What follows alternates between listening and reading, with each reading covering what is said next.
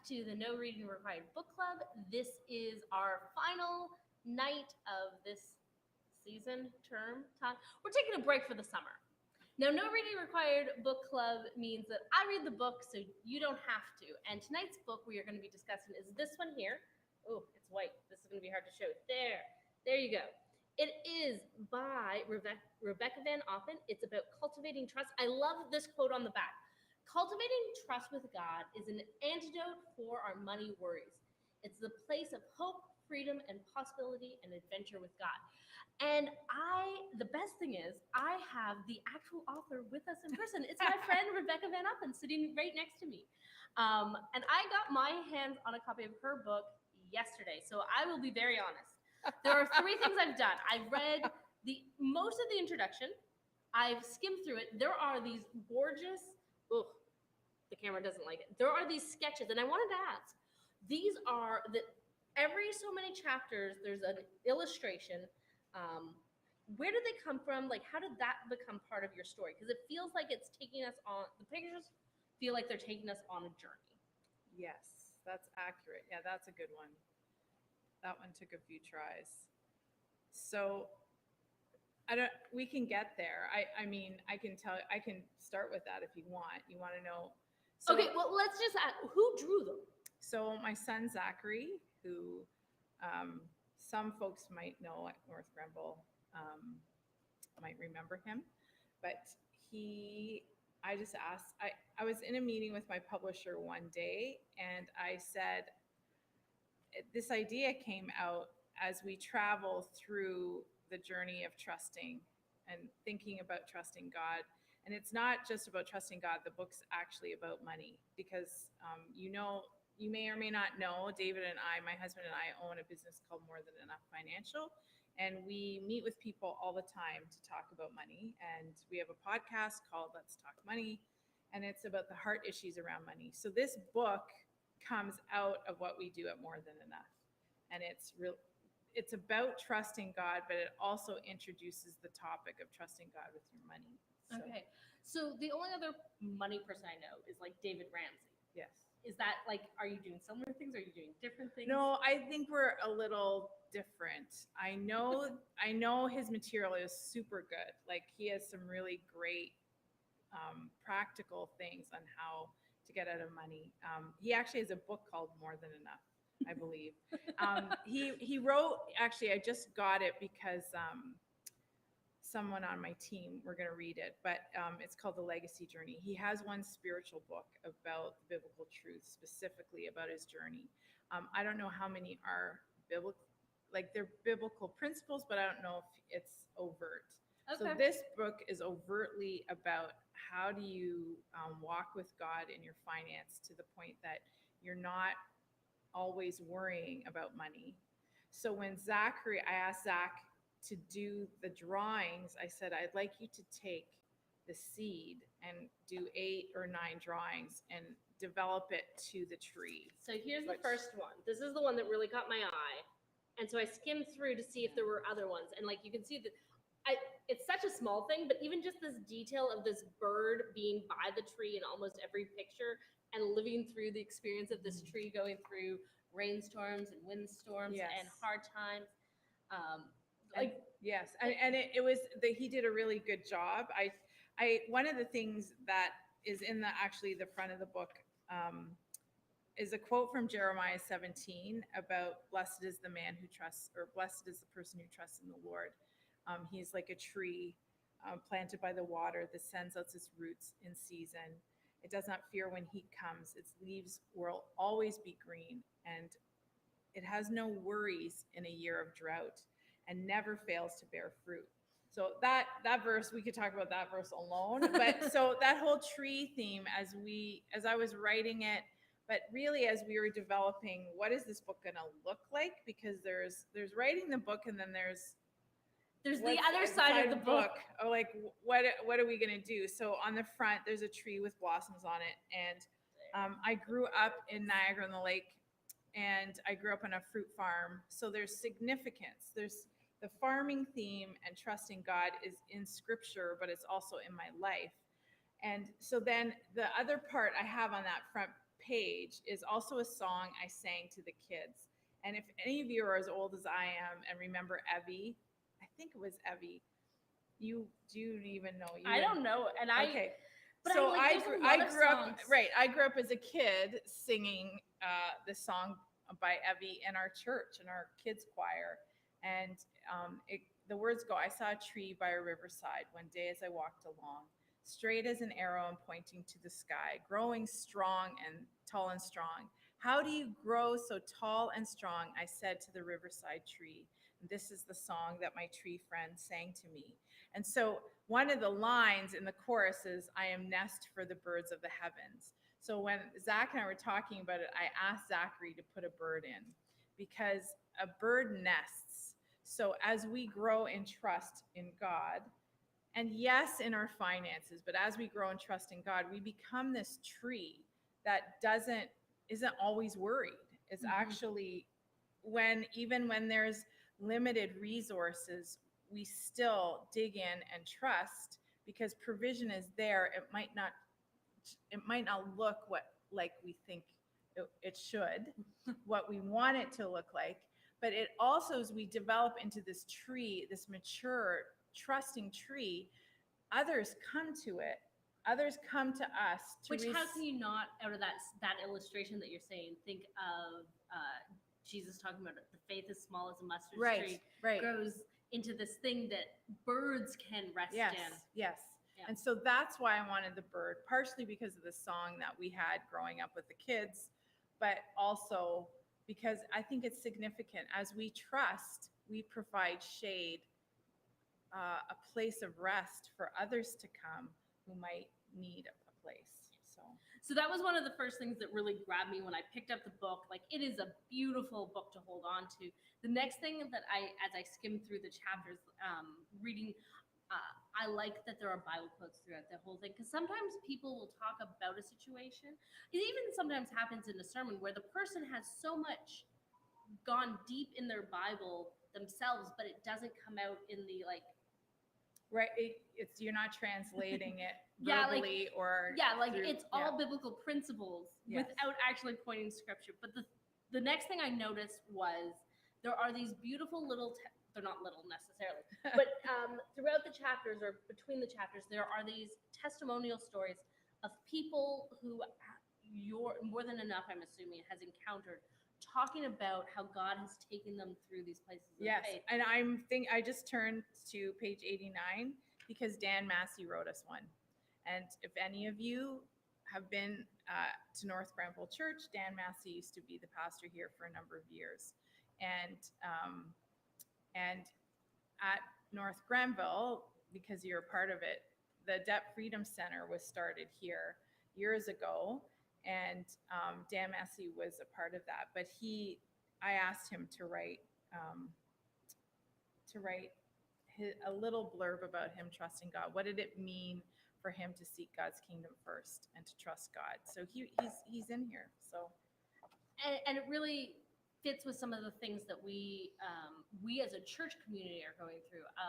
We just had our society meeting on Sunday. If you are not from North Granville Community Church or the Free Methodist tradition, society meeting it's an annual business meeting. That is what the point of it is. But we call it society meeting because it is the time the community voting members comes together to reflect on where has God taken us from and where is he leading us to. So it's a bit of looking back and looking forward. And this year has been a hard year financially.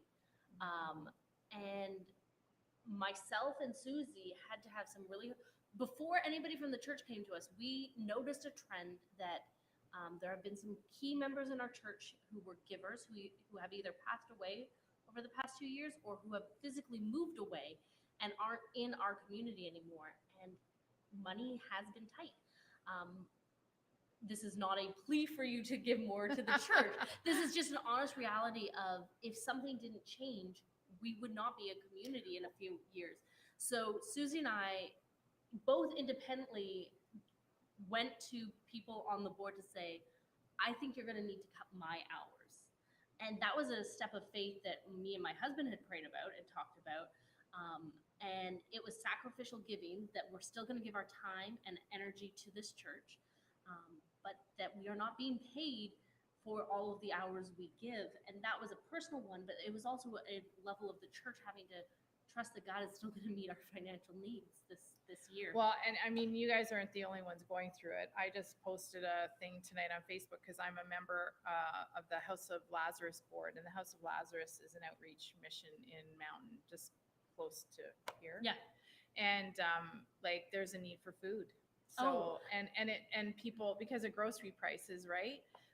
Like the interesting part about writing the book now, in COVID, was I'm looking off screen because I'm looking at Alex. Yeah, He's Alex my is audience. Here. He's here. He's just And I like looking at people. Okay, I'll look at you guys. The reason, it's been written in COVID, and I didn't set out to write about trust.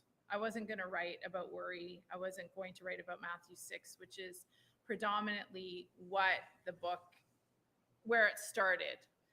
So that wasn't my intent. And now that we're hitting, David and I, our company, More Than Enough, is a financial coaching company. And in part of what we do is helping people navigate their finances in their mortgages and their taxes. We do education, we do financial fitness seminars, but predominantly we're coaching in every area we can. And we are right now getting questions all the time about groceries, inflation, and mortgage rates, and variable and fixed, and all of those questions. And it's very interesting to me that God just really impressed on my heart, this was the time, and this is what you're going to write about. And I sat down to write something completely different. Okay, so we had pre-talked about some questions to come up, yeah. And I'm going to go with that. This kind of leads into the very first question. What inspired you to write the book? How did it come together? And the first thing I'm hearing from what you just said is, I had a different plan. Yeah. So how did that go from your original plan to this? What inspired you? How did that change? Oh yeah. So I have a very loving husband who's been on my, like, Reb, when are you writing the book? When are you writing the book? We at More Than Enough do a series of workshops with our coaching clients, and the whole series is called Unleashed, and it's really good. I love teaching it. In COVID, we've gone online, so it's actually been lots of fun to do that. Now people don't have excuses that they have their kids at home, right? So it's been really nice and flexible to be online. But saying that, I was sitting down to put some kind of version of that into a book. And when I went there, because Dave and Braun, one of our business mentors, is like, you got to write the book. And I'm like, okay. I had to overcome some personal insecurities, and the Lord was dealing with me at the same time while I was starting to say, okay, I'll sit down and write it, but I can't do it during the week. Our schedule's too crazy, and Serena had come home in COVID, so we started homeschooling again. I didn't have time really to, like, oh yeah, I'll just write an hour here or there. I mean, you write, like, that's hard to do. It's like writing an essay for school. Like, really, I'd rather go read a book or eat a sandwich. I like writing, and it takes a certain type of discipline, because there are people who can write in 15.5-hour chunks, but for me, a good writing session, I have to take about an hour to get my tea and calm down and stare at the blank page, and then go to the fridge for the 10th time, and then we always say the next word or sentence is not in the fridge. Go back and sit down. And it's easier to edit a blank or a full page than a blank. So just put the bad words down so you can edit. I know. It's a lot. Anyway, there's a lot of stuff we could talk about writing in general, but that's not why we're here. So when I sat down I said, okay, Dave, I'm gonna book a weekend a month, and I'm gonna do 2 or 3 days of writing. I'm gonna separate myself from the family. So he agreed. So I didn't have family responsibilities for those 2 or 3 days. And that's how the book physically got written, because every month I had it booked in the calendar, and we protected it like it was the Temple of Solomon. Like, we just good illustration. Like, we were just going to protect that time. So the first weekend was November 2020. It didn't feel like COVID when I don't think, oh yeah, it was COVID and I sat down. I felt like I started it in 2019, but I really didn't. And I sat down, and that was the weekend he said, go to Matthew 6. I just sensed this in my mind, I'm like, oh, you want me to write about worry? But I haven't written about worry, and I worry about money. So am I the one to write about this? Like, what is And as we got writing it, and I went to some meetings with the publisher, and I went to some webinars. We talked about the name, and the focus I knew couldn't be about worry. I wasn't going to say, don't worry about money, buy my book, like that. And here's how. And here's three how. easy steps. So I got the word cultivating, and then it kind of led into some of the farm themes, because the introduction I quote my brother. My brother has a great quote.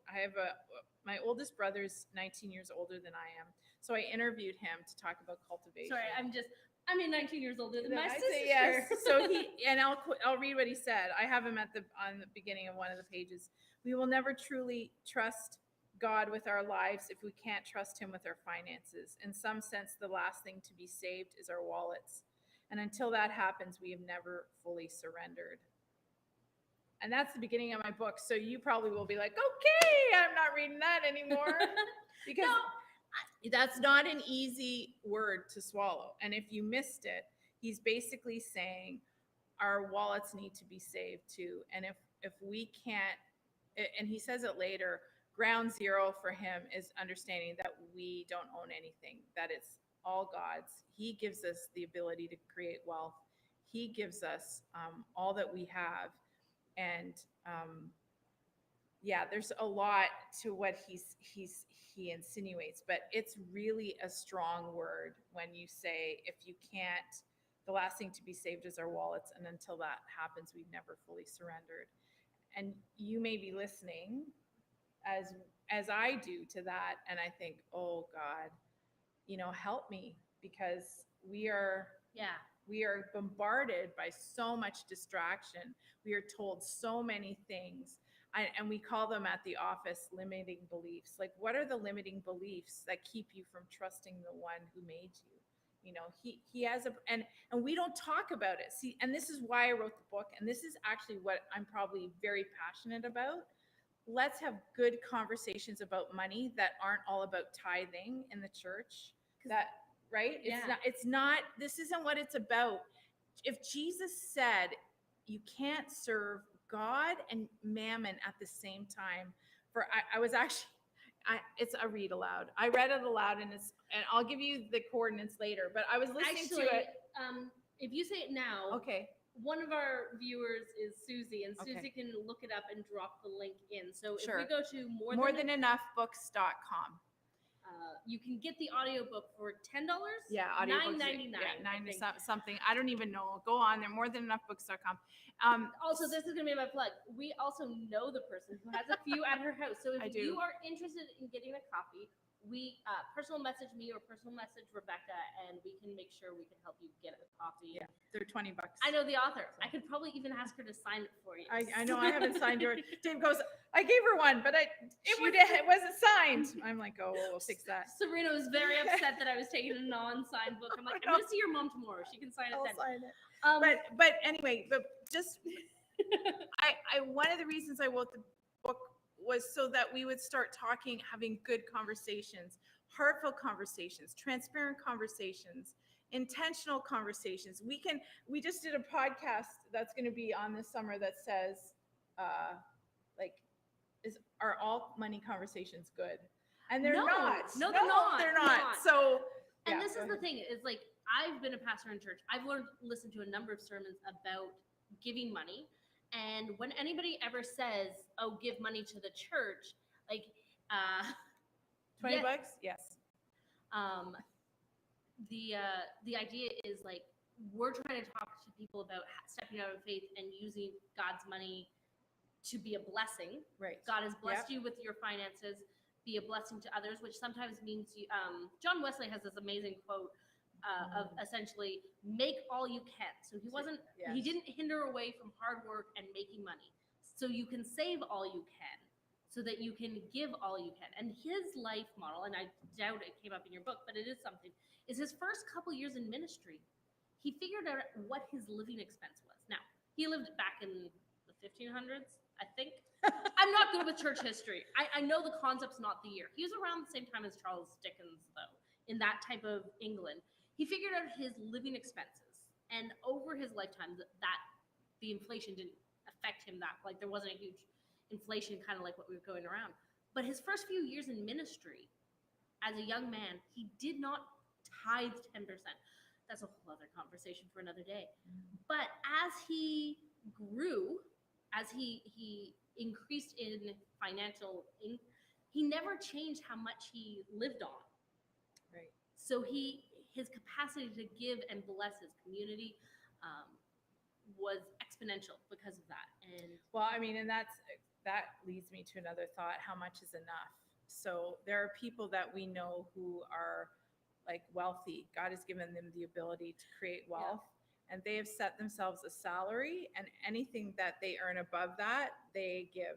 Yeah. And they are accountable to a whole bunch of other business people who are in the same place they are, so that they can give way more into the kingdom than what they ever thought. So they're not just increasing their salary so they can increase the 10%. They're actually setting a salary so that they can give way beyond the 10%. And that it doesn't mean these folks, and I've met one or two that have lived like that, and it's not like they're living in poverty. That's not. No, it's a very different way to live, and that's a trust thing as well, because you're trusting the Lord for different things. When you earn a lot of money, that's a whole other responsibility. And how do, it's one thing not to have, you feel like you don't have enough, which is a lot of the client, not a lot, but some of the clients that have lots of debt, and ones we talk to.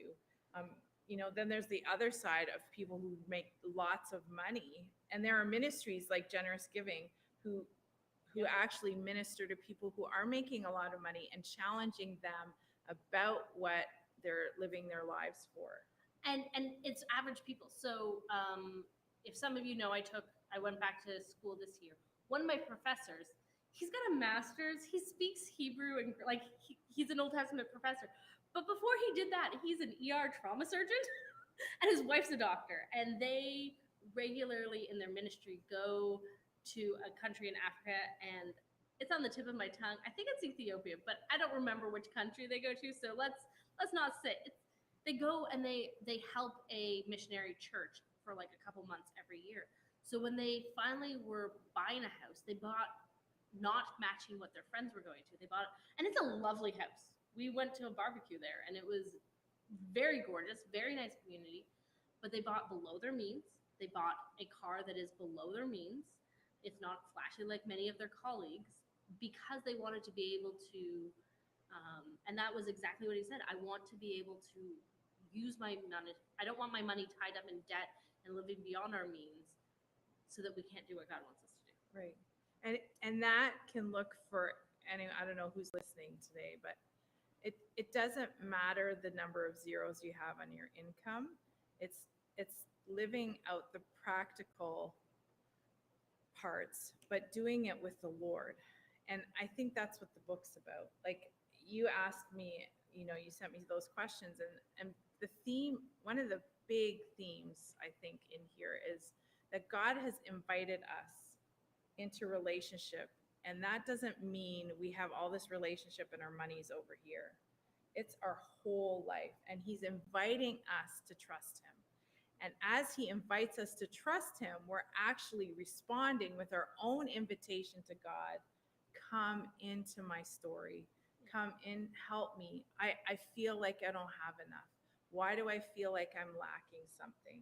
And I think it's an understanding of who we are and who he is. There's so much shame and embarrassment that the enemy has kept us captive. And God just wants us to come to the table and say, just come and sit with me and let me tell you what I think of you. Let me show you who I am. And like, the word debt is, I mean, we say it all the time. Jesus took my sin and paid my debt. Well, actually, like, yeah, he did. And he does it for us in our finances. Like, he redeems every aspect he redeems our lives. And I don't know, maybe I just live in a bubble and everyone else is out there is talking about money, but I don't know, like, why would more than enough need to exist if the Canadian family had it all had their stuff together, right? I've been noticing in life that if we haven't been modeled healthy habits around money, catering, um, we can't pass it on to our children Excuse me. or others in our lives, and that is like money conversations are just challenging. Sometimes because we're embarrassed if we're in deep debt, Mhm. or we've been socially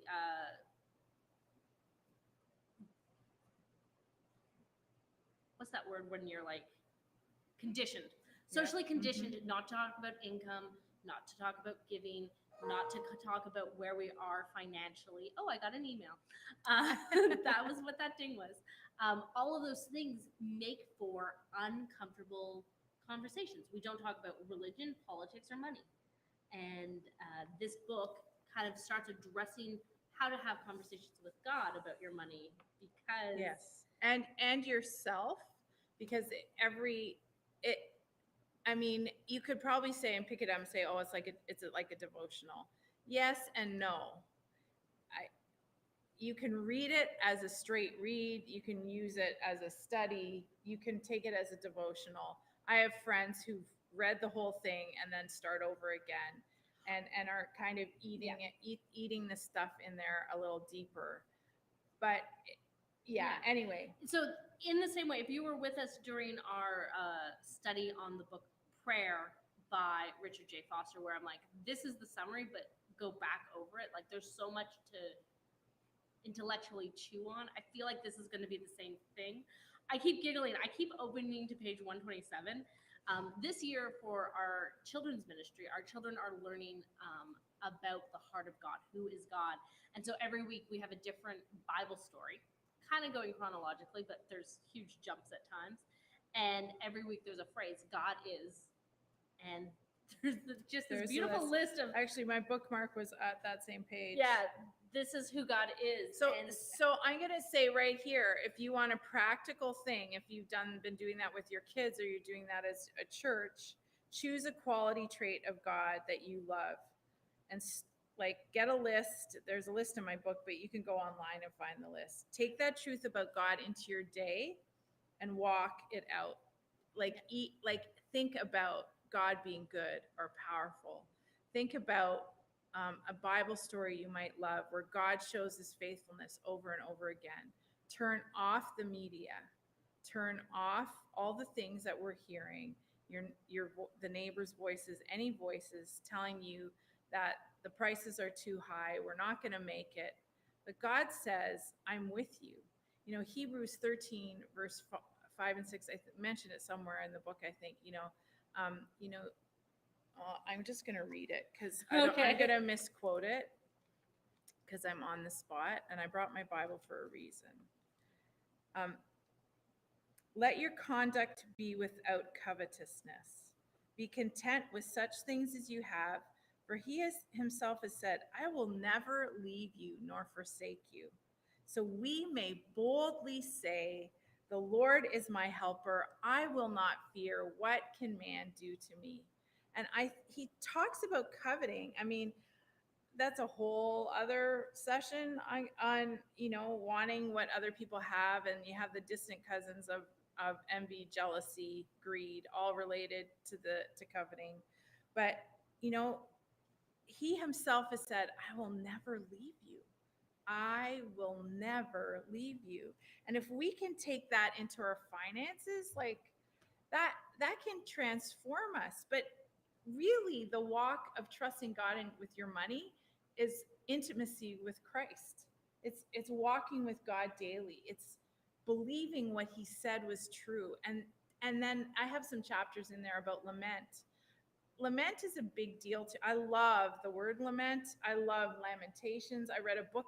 I quote the book in there because I think our journey of trust has to have lament in it.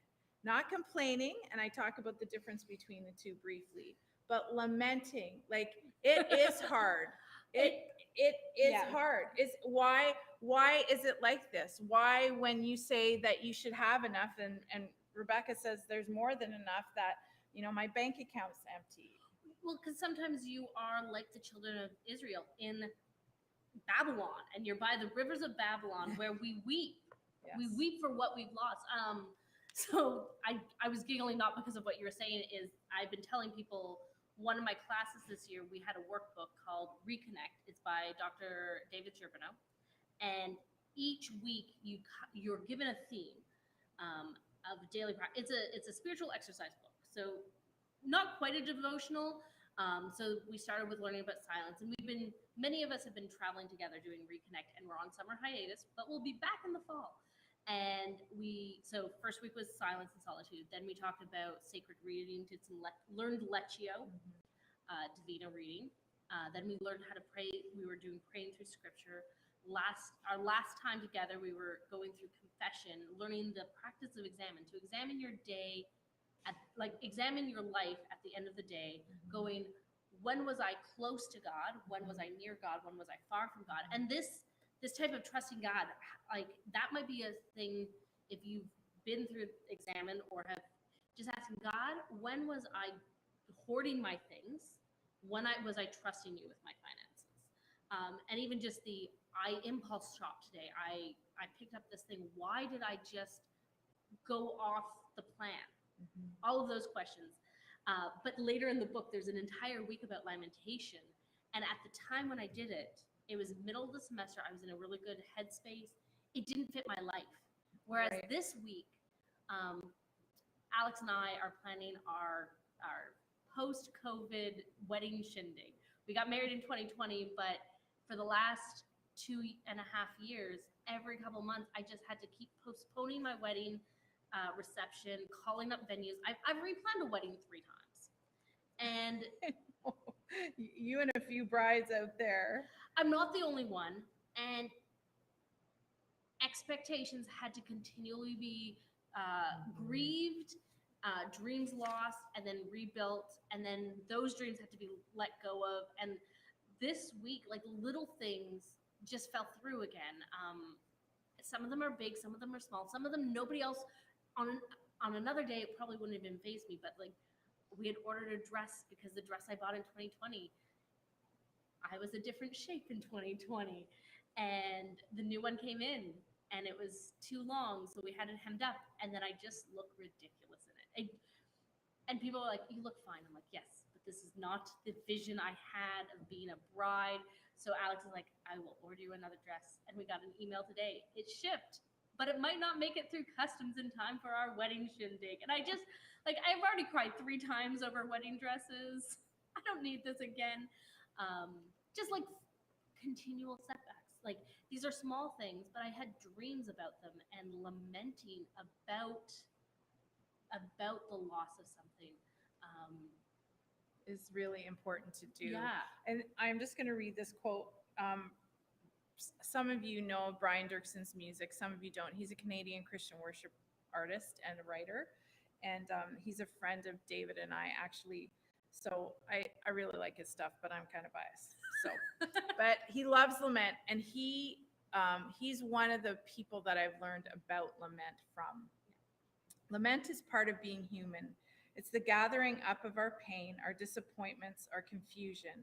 And with that gathering up, it is bringing that expression to God. I think that is part of what is inherent in the word lament. It is our pain, but it is where that pain is directed. I think God already knows the condition of our lives and of our hearts, but he is like a God who wants us to trust him enough to share it.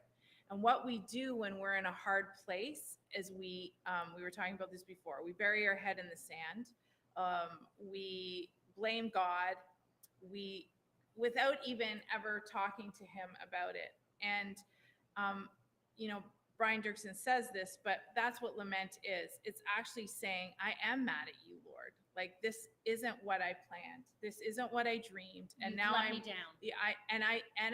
I feel like you've let me down. And if you let him in that moment speak to you about who you are, and there have been many times when I feel like he has sat next to me as if I was in the Garden of Gethsemane. Not that I was going to do what he did, but when you go and you sense his sorrow, that he has experienced such deep sorrow that who is he not to actually understand the sorrow I'm living with, even if it comes from a sinful choice, even if it comes from a mistake, short-sightedness. There's a lot of reasons we're in financial trouble. And there's an assumption that we make that I used to make. Let me just make this about me. That I used to make, that if you weren't good with your money, like, what's your problem? But the Lord has had to take me through our own journey and show me what my heart is. We're all susceptible to making mistakes financially, and we have to lose and drop the pride and help one another, really. And lamenting all of that is super important. Like, it is directing it to the Lord, and knowing that you're pressing in and you're like, I'm not giving up, Lord, and believing you, but this really hurts, and I don't think you're good right now. I don't think you're good, and it doesn't feel good. And he's like, I know. And he might not say anything. He might just stand there with you. And I just think he's so beautiful and so profound. Don't lose hope. Don't lose your grip on the truth of who he is and what he's done for us. Because David and I, it's really struck me, and I'm feeling like I need to tell you this. We have 5 loaves and 2 fish. And sometimes we think, I don't have enough. Lack. How is this gonna work out? I don't have enough. But if our minds are focused on that, and we just don't spend any energy on pressing into God and waiting. Like, one of the things about cultivating trust is waiting is so important. So this is like the whole idea of trees is an interesting thing, because I have a friend who's an apple farmer out in Nova Scotia, and the year you plant your apple tree is not the year you eat the apples from it. You don't even eat. But the apples would kill the tree. If a good big apple grew on that tree, it would kill the tree. Apples are like 5 years down the road from the time you plant. Yeah. And that's not even like planting a seed. That's from the time you've got a tree that you like take from the greenhouse and put it into the soil. You still have 5 years of doing things before. So when we recognize, I'm like, it might be our mistakes. Maybe in your 20s, maybe even today, you're in a place where I have grown a habit of, when I'm depressed, I need to buy a new outfit. The act of spending money is a coping mechanism for me. So not only do you have to then go, okay, so we have to change the budget planning or spending plan. Spending plans we talked. Change the spending plan. I have to hit a healing thing about how and why I go out and buy these impulse buys or overshop on Amazon or whatever going on. Or we have to grieve I have a few people in my life that I can think of where they were responsible. Maybe they had an OSAP loan in an account, and parents have let them down by dipping into their resources and taking money. Like it goes both ways. Like there could be many reasons. There are so many stories for every one of us. There's a story, a financial story, and that's one of the things you do it more than enough, which is the fun part, is actually digging into what your money, we call it a money story. What's your money story? Where do you come from financially? If you're in a relationship with your spouse and you can't talk about money, start talking about where you come from financially. Just say, how did your parents deal with money? How did your grandparents, what was modeled to you? Did we ever learn that when you went to university and handed you the $500 credit card like we got,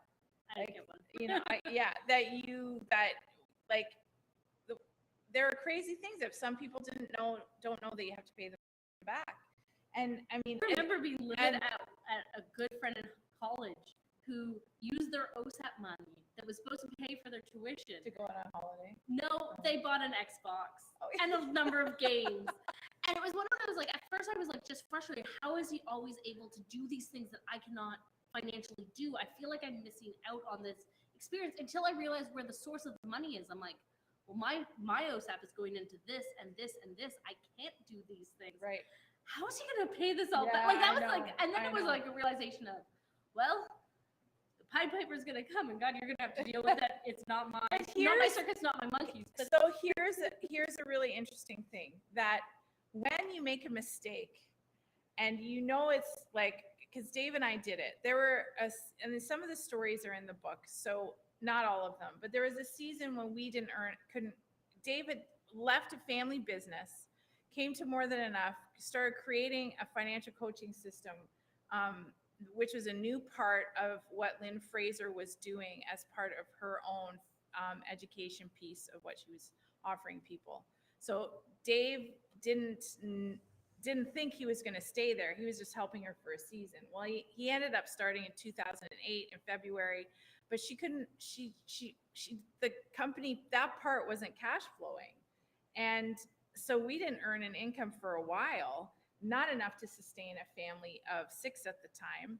And it became a super journey of trust. Like we had money in savings, a certain amount. We had counted it up. When are we going to run out?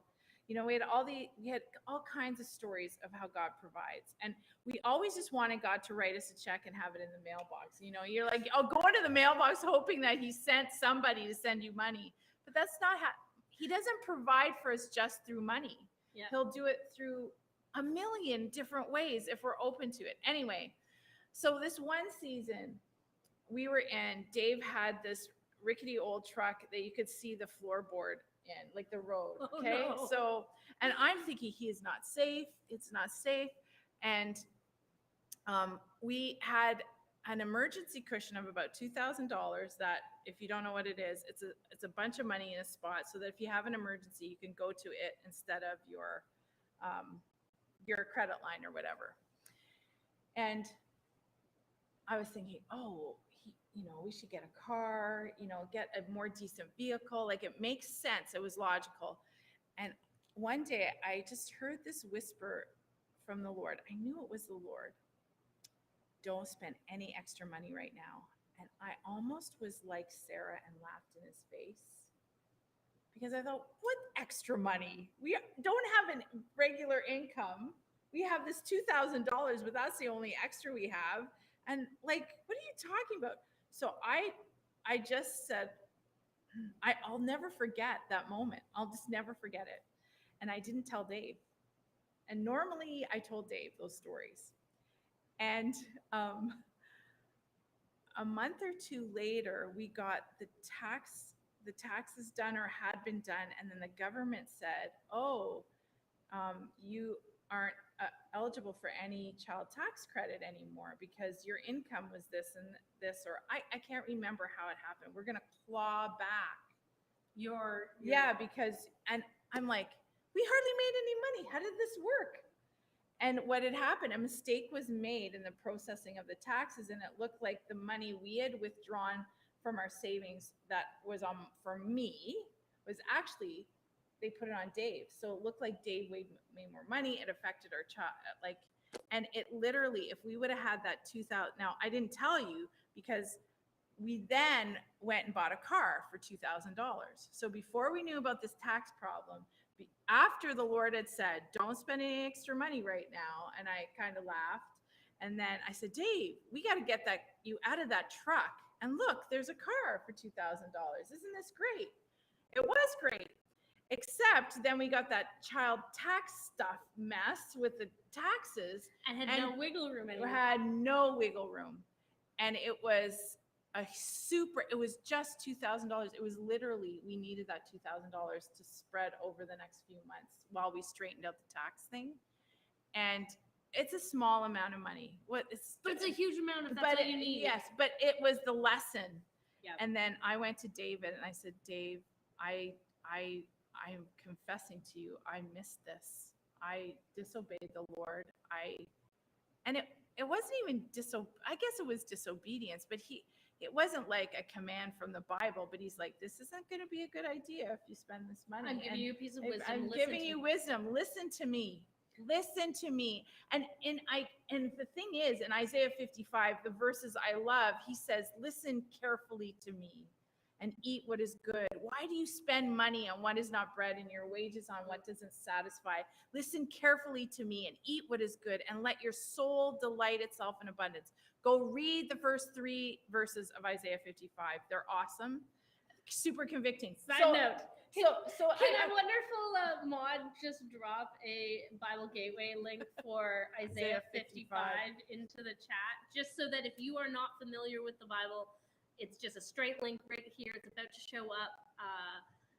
So Susie's awesome. So I have to just finish the story. I've told this in a rambling way. I'm sorry. No, you're doing great. So what happened is we went to the Lord, and David and I went together. David just didn't say, "Oh, Rev, that's your issue. Now you go." We're a couple. We're in this together. We're in it together, and that's also another tidbit. If you're as a couple, you're in it together. You own it together. In fact, Christ is owning it with you together. He is with you, standing next to you and saying, "This is our problem." And he's giving us the wisdom on how to walk out of it. He is not pointing a finger and saying, "This is your problem, fix it." There's a real popular meme. I've seen it on a couple different things. So the cartoon is normally somebody throwing arrows and somebody holding a shield, and then a little person just doing something. I've seen it in a couple different, like a Starbucks employee, senior management, kid, like customers yelling, "You did my order wrong," whatever it is. But in some ways, I want to take that picture of the world's throwing accusation and hatred and shame, and Jesus stands with that shield over you going, "We're in this together. Let me help you through this confession." It is. So while we confessed, he said, "You're going to pay first bills first." So there's a story of Reese Howells. I think it was Reese Howells. He was a massive intercessor in the Welsh revivals I'd read it years before. And that's how in a certain season, the Lord dealt with him financially, not dealt with him, but took him through a season of learning. Learning. And he said, "Do first bills first." So while we're praying, David and I'm confessing this. Like, I mean, talk about feeling like schmuck. Like it was terrible. And, but his grace, oh my goodness, because we paid first bills first. So we had some stuff on our visa, and we took our mortgage money to pay that bill because it was due, because he said first bills first. And boy, was I going to obey him now. The day that our mortgage was due, a young woman that we knew and loved, had not hung out very often, drove to our house from Ottawa, and we live out here. And she says, "I meant to send this to you for months, but I'm supposed to give it to you today." And it was exactly what we needed to pay our mortgage that day. And I tell you, I have stories like that. I don't have always those stories, I have a pastor friend who God convicted him of, "I want you to give more than 10%. And so he started to, and he made an announcement to his church, this is what I'm doing. And somebody that Sunday gave him an envelope, or the next Sunday, and it was the difference of what he gave. So God gave him back. Well, the next time he felt this, he announced it to his church, and somebody gave him an envelope, and it was like something of like a Bible verse or something. And he's like, "God, I need to remember not to expect you to do the same thing at the same time." Well, and here's the thing, and Dave and I feel pretty strongly about it, and you could disagree. There's a lot of Old Testament stuff where you do this, I'll do this for you. I'm going to bless you, whatever. But we have found that there are a lot of faithful people who aren't wealthy. There are a lot of faithful people to Jesus who struggle in their stories. And we have to be careful also that we don't use God like a slot machine. And he's not a magic genie, and we don't rub his belly and say, "Well, I did this for you, then you should do this for me." Our blessing, yes, comes out provisionally. It does. Listen to that story. Did I deserve it? It's not about deserving. It's about me being his kid and me confessing, repenting, and saying, "Oh God, help," and lamenting my own sin. And my own understanding that I said to Dave, in my thinking, I thought we had no extra money. Of course we're not going to spend it, but we bought it. I didn't even think that the car was an extra. But it was. But it was. And I'm like, he was driving a truck with holes in the ground. And the Lord's like, "Am I not the protector of him?" It's just, it would have never passed to safety if Alex wanted to buy it. He could never do it. You can't outgive God. This is true. Well, in this season, he just needed to drive that a little bit further, because those few months while we were it didn't mean that in July or September we couldn't have got another vehicle. It was this time. Right. It was just he was giving us two questions I have for Sure. you, and I don't know which one's more important. So I want to put a caveat in here. So you've hit on it, being not being less than wealthy does not mean you're lacking God's blessing. There are certain churches in the States and in Canada that kind of teach this misidea that God's blessing is going to be financial wealth, and if you are not rich, then you are either in the wrong or not trusting God. And we want to just say that is not accurate. That's like saying to Hannah, you don't have a kid because of whatever. That's a story in First Samuel. Woman in a culture that believed that your value as a woman was in your child rearing, went years and years and years without having a baby, and people mocked her. Her husband, loved her, did not understand, and she just prayed and trusted God. But there was no baby year after year. So good. So that was a good, like, I'm just here to tell you, it is about you and Christ. So if there is an issue, then he will show you if you're open to it. And that issue is that you make space for him. And it doesn't mean not everyone's a Bible like studier and journaler. I love that. Dave would rather go be with Jesus out in the bush and cutting down trees. Our friend likes to mow his lawn, and that's where he talks to God. And that's where you talk to God. And you can talk to God anywhere. It's not some magic formula or he only does it a certain way. We're all so different. So to that comment, I don't know if you had a question around that, but yes, David and I really believe that, like, this is personal, and God will show you if there's something amiss in how you're thinking about him or handling your money. And my last one, now we have about 8 minutes before we normally would wrap up. This is a big one, so you're gonna have to give it a 5 minutes. I will do my best. So when you were telling that story, you did something we all say, I heard from God. So how, if I am a new Christian or I've been in a church that hasn't taught me to hear from God, that's something we were talking in our own church community right now about prayer. What are some things, how did that start for you? How, like, I don't even know what I want to say, because it's more than, what advice, but what did that look like? How did you know that was the voice of God? And what had happened before that? So that, like, yeah, I have a couple of things. What led up to that moment when I was quiet and I could sense that God said, do it this way? Yes, that would be a great way of saying that. I think it was just years of being with Jesus. And Jesus said, the sheep know my voice. And they hear me and know it's me. Well, lots of people say, well, I don't hear anything. I don't, my son Zachary, when we were teaching him when he was young to hear God's voice, he closed his eyes. I'm not hearing anything. I'm not hearing anything. So I'm like, well, open your eyes and look out the window. The moment he opened his eyes, he's an artist, looked out the window, he got a picture, he could pray it as a blessing over his sister.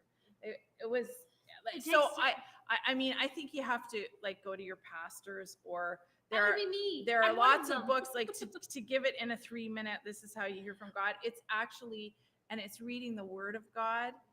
That's a super important thing.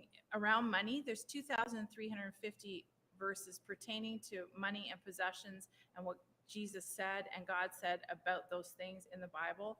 You can get a financial Bible. Susie, I think the Canadian Bible Society might have it. It's green. That's all I know. It's green on the outside. And it's a really great resource because it has it highlighted in green, all these, if you're really interested in what the Bible says about money. But it's time spent. It's time in community. We hear God's voice in community. And I mean, I'm most passionate about it because I left that chapter for the end. And I want to say this. Hopefully I'm becoming what I've dreamed of becoming, a safe place for others to express their anxieties and fears, and a place that extends hope and love as people journey with God in their finances. If I can become that safe space, right? So as people are learning to hear the word of God, learning to hear what his voice sounds like in their everyday life, we do this in community together. And if I can become that space, it's page 231. If I can become that space, you can become that space as well. And as we become 2 spaces, we can become 3 spaces and 4 spaces and 10 and 20. Before you know it, we'll create a community space for conversation and growth. We can confess our sins to one another and share our victories, and we will grow and be healed together. Being in a community like this brings financial worry and shortcomings to light. It also dispels the fears and worries because we are carrying the load together. This community becomes a place of victory dances and encouragement as we grow, learn, and succeed together. This is what we need. We don't need to carry these tensions alone. By sharing them in community, we become the light set on a hill that Jesus talks about. I love this quote that you've included from David. Yeah, go ahead. One of Satan's greatest powers here on earth is isolation. And I think I'm going to just, this is a Liz caveat, as I think of that, how much has the last 2 years robbed us of emotional stability, community? Like, there were reasons to isolate, most of them related to health and following the government's recommendations. Like, it was a thing that happened out of our control. One of Satan's greatest powers here on earth is isolation. He did it with Eve in the garden, and he does it today in our finances. He tells us we can't share our worries with others. So in our isolation, we then continue to struggle. Jesus says, let your light shine. As we share our journey together, the light shines, and others whom we need gather together and glorify God in community with us. And I think that's the heart of this book. Is Rebecca clearly says at the beginning of her book, I don't have all the answers. This is not a 3-step method to being rich. I am still learning and growing. I am learning how to cultivate trust. There are places in my life where I just write this paragraph and then God's like, now you have to live your own words. I go back to my own book. Can I just say that? And I'm like, I need to work through that chapter again. And it's a truth. It's a truth in good community. So I told you the story about my dress and feeling like the world was falling apart. And about 3 months ago, when we were making this plan, I sent a message to the girls in my bridal party and saying, we bought these dresses over 2 years ago. I love each of you. You matter more than the dress. Our bodies have changed. Give yourself grace. If you can at least try to get something in the similar shade, but if you can't fit the dress, it's going to be okay.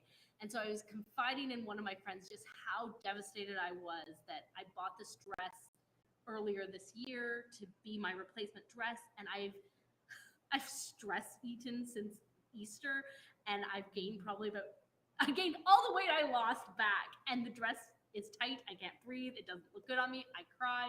She's like, I think you need to listen to your own words, Liz. You told us this. You need to give yourself the same grace so we can learn from ourselves. So that's one of the heart of this is I'm a friend on this journey with you. Come have a cup of tea and let me share some of the truths God has shared with me. And there's some beautiful stories in here. I think we will have you back again in the fall or sometime, maybe to go specifically into one or two of the topics in here. That would be fun. I really loved having you here for our last No Reading Required Book Club. I don't know what No Reading Required Book Club is going to look like in the fall. We have a couple different ideas going on.